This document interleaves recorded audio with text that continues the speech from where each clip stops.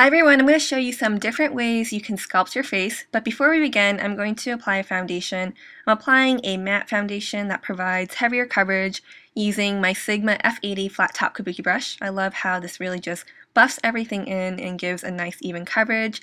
We want to even out our skin tone and just have a nice clean base before we start sculpting. I would say my face shape is a mix between oval and long, and it's also unproportional, so that's going to play a role in how we contour and highlight the face. And then I'm just using a separate under eye concealer to brighten up those dark circles. Alright, now we are ready to contour. I'm going to be using a shade much darker than my skin tone for demonstration purposes, but of course you could use a shade that is just a few shades darker than your skin tone, and I would just go with something that is more neutral or cool toned. So we're going to start with the jawline. I have one stronger jawline than the other one. This is the weaker one. I'm going to strengthen it by applying the color right beneath the bone. So this is going to really help define it, as you can see, creating shadow right beneath the jawline. And then on the other side, which is my stronger one, since that bone juts out a bit more, I'm going to apply the color right on top of it. And then we're going to blend it out using the flat top kabuki.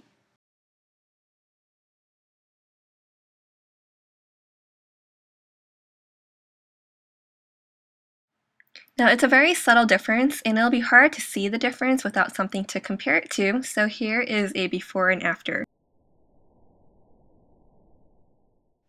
Alright, grabbing a bit more product, we're going to move on to the cheekbones, and we're going to be contouring them, which can help slim down the cheeks and also help create the illusion of a higher cheekbone, which I lack. So since my face is asymmetrical, once again, I'm going to be applying the product differently on both sides. On this side of my face, I'm applying a little bit more since there's less dimension on the side.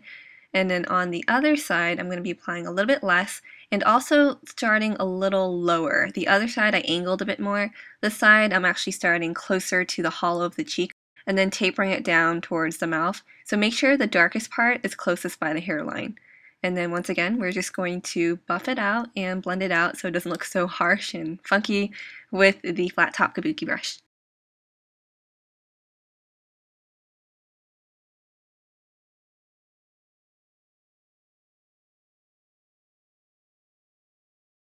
You could also go back and apply a little bit more product. This is just going to help create even more dimension.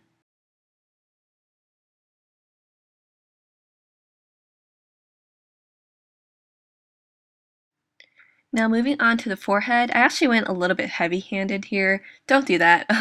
If you have a wider forehead, actually concentrate more of the color on the sides there near the temples and then just blend that in and make sure to leave the center part untouched. So don't go as heavy-handed as I did unless you have a really tall forehead on the top there, and just make sure to blend everything out really well.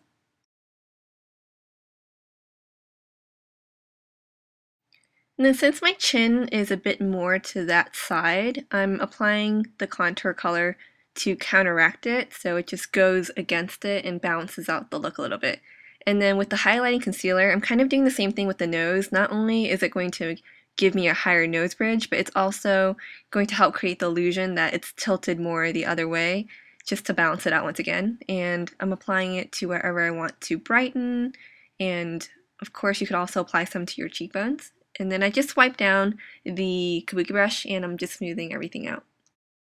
So with highlighting, it brightens and lifts, unlike contouring, which adds depth and creates shadows. And then just using whatever is remaining on that Sigma Precision Angled brush, I'm going to contour the nose.